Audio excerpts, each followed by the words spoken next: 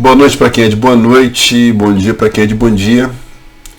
Hoje eu vou estar abordando aqui uma questão que eu prometi aos meus alunos que ia fazer, que é trabalhar um texto desse livrinho aqui, muito interessante, que é o História da América Latina, da Maria Lígia Prado, junto com a professora Gabriela Pellegrino, da coleção de História da editora Contexto, que são bons livros, ainda que muito simples, muito introdutórios, mas salvam a vida de muita gente.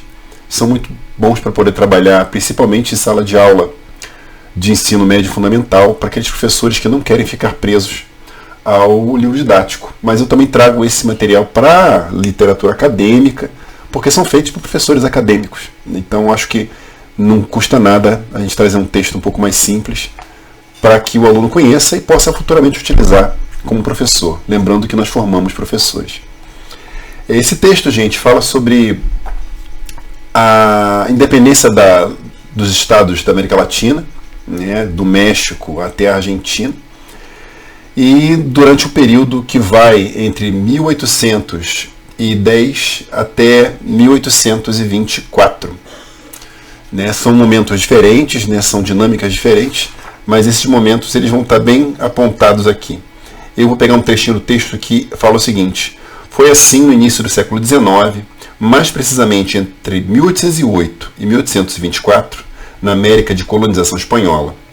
Em pouco mais de uma década, o imenso Império Espanhol da América desmoronou e novos estados independentes surgiram. Foi bem isso. Né? Ela coloca 1808, né, porque é o caso do aprisionamento do rei Fernando VII por Napoleão Bonaparte. E a partir daí você vai ter alguns processos. Fez essa luz aqui do meu lado. Que bom.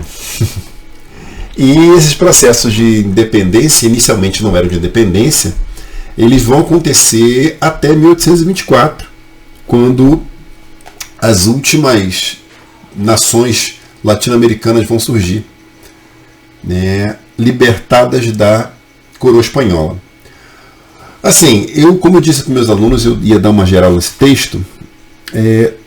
Esse texto, assim, para a gente entender e lembrar um pouco, eu dei um texto anteriormente da professora Maria de Fátima Silva Gouveia, o texto anterior a esse, e ela vai situar a historiografia desse texto em cima de uma escrita historiográfica posterior aos anos 70, com Pierre Chany, e aos anos 80, que tem como cabeça o François Furet. Quais são as diferenças disso? É que esse texto, né, das professoras Maria Lígia Prado e Gabriela Pellegrino, ele se encaixa, né, ele se enquadra naqueles textos que não levam em consideração apenas a América Latina como única e exclusivamente dependente do que acontece na Europa.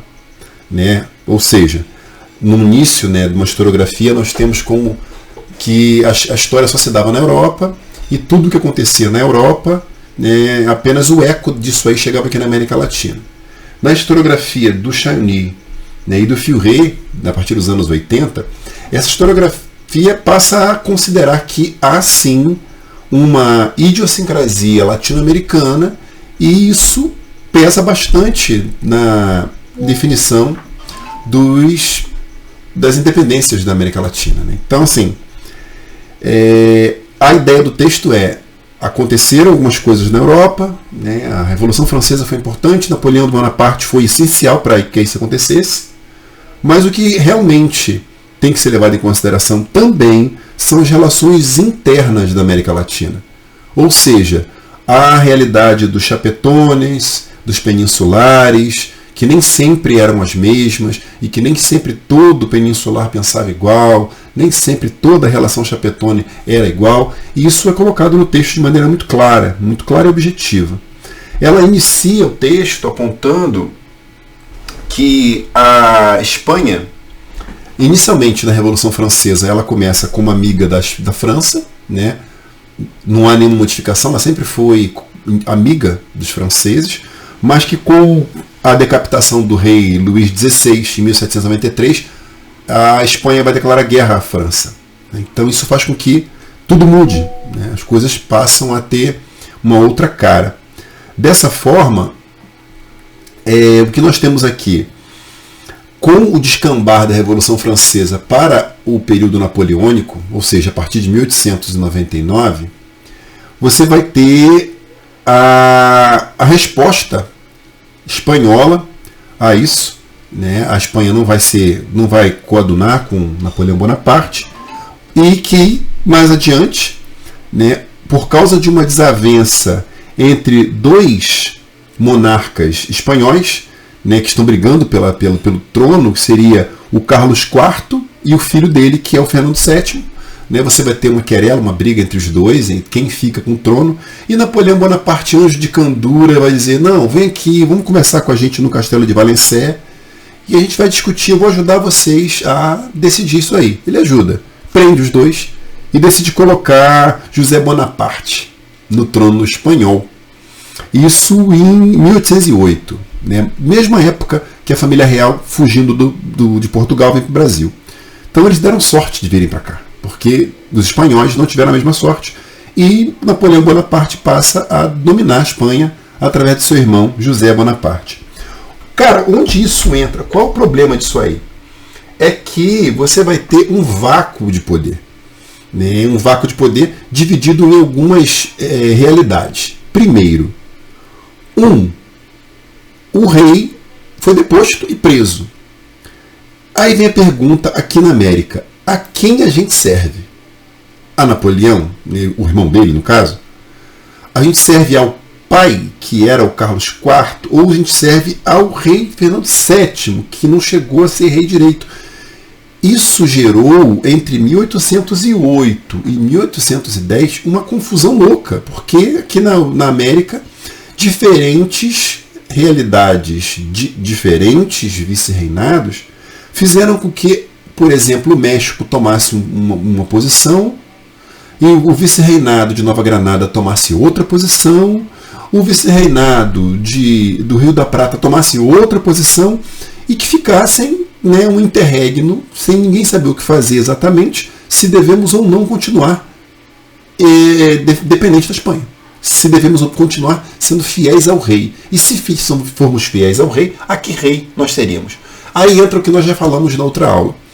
Você vai ter um processo onde, na Espanha, juntas de governo vão ser feitas, principalmente a junta de Cádiz. Essas juntas de governo, na Espanha, vão ser mais ou menos uma fuga, né, do poder de Napoleão, onde a nobreza espanhola decide se juntar e fazer um autogoverno esperando o Fernando VII. Claro que Napoleão não vai gostar disso, o irmão dele não vai gostar disso. E não importa, mas essas juntas vão acontecer. E na América piora mais a situação. A pergunta vem: a quem a gente obedece agora? Às juntas? Ao Fernando VII preso? E a confusão e as dúvidas não deixam de proliferar aqui na América Latina. Então, assim, essa documentação produzida pelas juntas, a intenção dessas juntas é que, quando o Fernando VII venha rei, ele possa sim jurar uma Constituição, a chamada Constituição de Cádiz, né, que foi negociada entre 1810 e 1812, e que a Espanha passe a ser uma monarquia constitucional. Isso antes do cara voltar, né? Mas o que acontece aqui na América? Na América, sabendo-se dessas juntas na Espanha, você vai ter a criação em alguns vice-reinados de juntas aqui americanas, juntas latino-americanas, feitas às vezes por chapetones. No caso do México, tentou-se fazer uma por parte do vice-rei, que era peninsular, mas não deu muito certo. E essas lutas e essas questões todas vão acontecer ao longo de todo o período, até mais ou menos 1810. Né? Então, assim, nesse período, quando o rei Fernando VII continua cativo, né, e as juntas, né, estão começando a aparecer na Espanha, você vai ter aqui na América Latina, né, posicionamentos muito próprios a respeito da situação. Inicialmente, você tem algumas juntas aqui que são fiéis a Fernando VII. Né? Você vai ter posicionamentos tanto do lado dos crioulos como do lado dos peninsulares, onde a autoridade de Fernando VII vai ser respeitada, principalmente no Chile, que era um território bastante alinhado à vontade monarquista da Europa. Mas, em alguns lugares, assim, a coisa não é muito aí. Não é muito desse jeito, não. Porque alguns crioulos, principalmente, vão dizer que esse é o melhor momento para que você tenha uma autonomia frente à monarquia espanhola. Isso era uma grande chance de você não ser mais vassalo, né, ou colônia do território espanhol. Isso não quer dizer que já existia uma Colômbia, uma Bolívia, um Paraguai. Não é isso. Longe disso. Nem eles sabiam exatamente o que iria acontecer, como iria organizar-se, como eles iriam fazer. Não. Na realidade, o que há é uma dúvida, né, grande a respeito do futuro, e por causa dessa dúvida você vai ter uma tomada de posicionamento. Aqui na página 28, a autora diz o seguinte: todas as generalizações sobre os movimentos de independência nas colônias espanholas correm o risco de ser simplificadas, pois há muitas especificidades próprias de cada região. Entretanto, de forma didática, podemos dizer que, entre 1808 e 1810, os crioulos ilustrados manifestaram suas inquietações por meio da criação de juntas autônomas que indicavam sinais potenciais de mudança.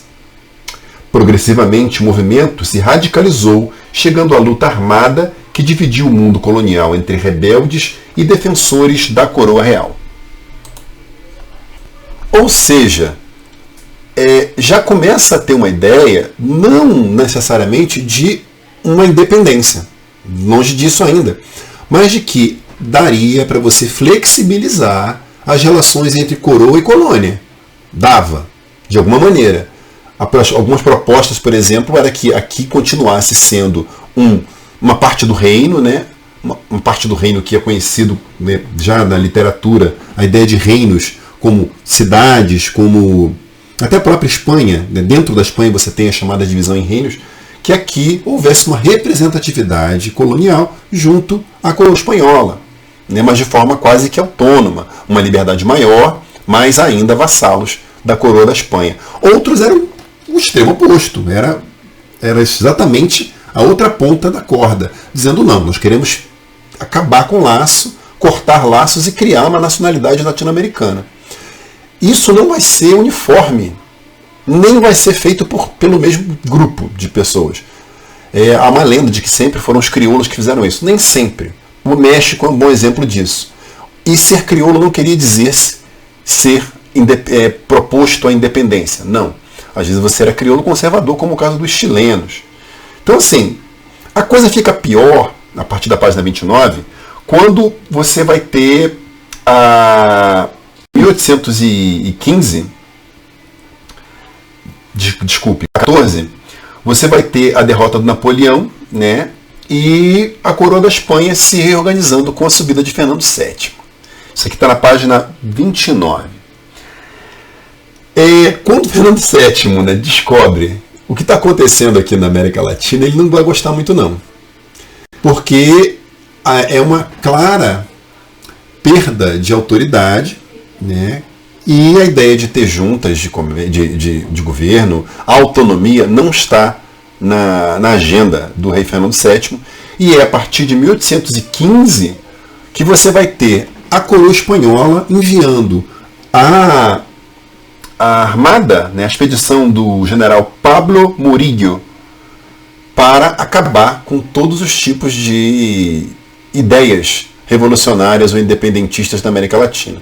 Então, gente, entre 1808 e 15, nós temos todo um grupo, né, todo um conjunto de propostas nativas que iam desde a obediência ao Fernando VII, passavam por uma ideia de uma possível autonomia mediada, até o extremo de uma independência plena. Mas o Fernando VII não está muito interessado em saber, né, a cor da zebra. Ele quer simplesmente voltar ao que era antes dele ser rei, né, a Espanha dominar e a América Latina obedecer. E isso faz com que, a partir de 1815, haja todo um trabalho latino-americano de contra-ofensiva às ofensivas do rei Fernando VII. E a partir de então, você vai ter as guerras civis que ocorrem dentro da América Latina, né, e que vão acarretar no fim do controle espanhol nas colônias, né, latino-americanas, nos vice-reinados. Eu ia colocar um mapinha aqui, só que não dá para colocar, como eu falei, eu não estou editando isso, por isso que alguns erros de gravação vão aparecer.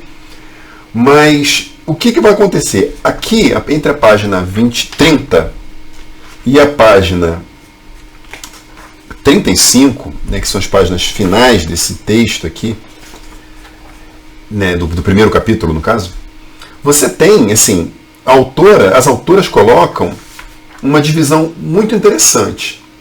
Elas vão fazer um recorte que vai estar dentro da Revolução, né, dentro da Revolução Latino-Americana para a Independência.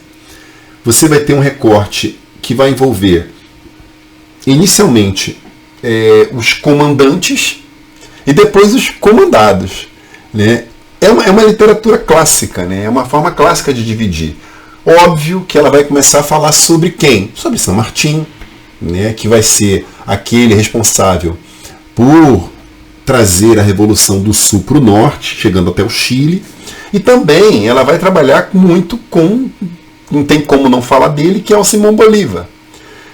Eles dois vão estar como principais libertadores da América, sendo que sabemos que o exército dele não era composto somente de nobre, né? Então, ela bota aqui uma coisa interessante, na página 32, ela bota o seguinte: no final de 1819, foi proclamada a independência do vice-reinado de Nova Granada e a união de todas as províncias da República da Gran Colômbia, sendo Bolívar o primeiro presidente. Pouco tempo depois, em 1821, a Venezuela conquistava a independência depois da vitória da famosa Batalha de Carabobo. Ok, é a libertação do vice-reinado da Nova Granada. Mas a batalha só vai ter fim mesmo quando libertarem a Bolívia, né, que até então era chamada de Alto Peru, e em 1824 vai ser o general Sucre, né, o general José Antônio de Sucre, um general assim fantástico, uma pessoa incrível que conseguiu retomar as batalhas que o próprio San Martín tinha feito no Chile. Ele vai conseguir fazer uma grande batalha no Peru e vai ganhar no Equador, né, a Batalha de Pichincha, e vai conseguir libertar o último bastião europeu na América, que é na batalha onde eles tomam a Bolívia, né, no qual Sucre é o primeiro presidente, e vai chamar de Bolívia, óbvio, em homenagem ao Simão Bolívar. E assim você tem esse desenho, né, típico da independência feita pelos líderes, pelos generais, pelos nobres, pelos militares. Em seguida, a partir da página 33 até a página 35, tem uma coisa interessante, antes de falarmos sobre isso, tem um ponto aqui na página 33 que é muito interessante, que ela mostra quem financia isso, né? Pelo menos algumas das batalhas são financiadas aqui. Então, olha só. No finalzinho da 33, ela bota: mas, para que as forças insurgentes se pusessem em marcha, era preciso de pessoas abastadas patrocinassem a sua organização. Nesse sentido, os ricos comerciantes da cidade de Buenos Aires financiaram a formação dos primeiros batalhões, e na Venezuela foram os plantadores de cacau os responsáveis por parte importante do financiamento. Então havia todo um grupo de elite, né? Não se esquecer que o Haiti também fez parte disso, né? O Bolívar foi para o Haiti e conseguiu dinheiro em armas do Haiti para fazer essa revolução. Mas uma grande quantidade de pessoas não conhecidas, pessoas anônimas, foram os heróis da parada. A partir da página 34 ela mostra, né, que havia indígenas e principalmente negros nos batalhões, essencialmente dos batalhões do Sul, né, os batalhões do próprio San Martín. Ela mostra que de um total de 5.000 homens que partiram em direção ao Chile, 1.500 eram negros. Então há todo um esquecimento por parte da historiografia de quem foi o exército que fez a independência desses países, né? E o segundo momento do texto, você vai ter, né, a partir da página 43, o que aconteceu depois dessas independências. Assim. Então, o que ela mostra aqui, o que as autoras mostram, é o que nós até já comentamos em sala de aula, né? É que há uma construção de uma identidade crioula, né, e uma lenda sobre crioulos que vai ser costurada até o século XX, e que as independências que geraram diferentes países foram vários, né? Você teve somente na Colômbia, você teve a Gran Colômbia, você teve um país chamado, que era o mesmo nome do vice-reinado, que era um país chamado Nova Granada, de Nova Granada, Gran Colômbia. Da Gran Colômbia você vai ter um pequeno paizinho que tentou nascer chamado Cundinamarca. Você tem a divisão depois do Panamá, né? Ou seja, era uma grande colcha de retalhos que não tinha os mesmos desenhos de hoje. Não pensemos que a Colômbia de hoje é a Colômbia de antes, ou que, por exemplo, a Bolívia, que já teve acesso ao mar, era a mesma Bolívia de hoje. Mas o que eu quero dizer com isso tudo, sendo bem claro e rápido? A organização desses estados vai ser feita de maneira não tão liberal quanto a gente acredita. Ainda que tenha esse mito de que o liberalismo, né, a ideia do liberalismo, as ideias liberais, maçônicas, era só para inglês ver, porque quem compartilhava dessas ideias normalmente eram as elites. Né, as elites militares, as elites econômicas dos países que estavam nascendo, que pensavam o seguinte: não estamos muito interessados em uma democracia. O próprio Bolívar falava isso, que é um grande risco você, deixar o povo se intrometer na democracia. Pô, onde já se viu? O povo não sabe nem amarrar o sapato, vai querer democracia. E ao longo do texto você vai ter diferentes experiências mostrando exatamente isso, que há um elitismo enorme em todas as novas nações, né, que vão surgir, e esse elitismo vai fazer com que não haja participação popular no nível político até muito cedo. Né? O século XIX não é o século da participação política na América Latina, e essas negociações se dão sempre no âmbito da elite, né? Seja na Colômbia, seja na Argentina. Ela coloca o exemplo, né, das Províncias Unidas do Prata, que seria a futura Argentina, e a luta entre os federalistas e unionistas. Então, assim, é também mais um exemplo de que, primeiro, as populações marginalizadas como indígenas e negros, elas desaparecem da narrativa historiográfica. Os demais, não negros e não indígenas, também não aparecem tanto porque são tidos como inúteis para a democracia. Ou seja, a democracia que se constrói é uma democracia da elite, uma democracia feita para o povo e não pelo povo. Né? Ou seja, em momento algum você vai ter aqui a participação desse extrato social. Eu queria achar aqui uma citação do Bolívar. Ele bota assim: o presidente da República nomeia o vice-presidente para que administre o Estado e o suceda no poder. Por essa providência, evitam-se as eleições, que produzem a grande calamidade das repúblicas, a anarquia, que é o luxo da tirania e o perigo mais imediato e mais terrível dos governos populares. Isso é a frase do próprio Bolívar, né? Então, não podemos esperar muito mais do que isso dos libertadores da América. Ao fim e ao cabo, você vai ter, então, aqui no finalzinho do texto, uma grande miscelânea mostrando o que acontece no México, né? Também não fica muito longe, né? A independência do México, né? Onde o papel da igreja foi muito importante, em ambos os sentidos.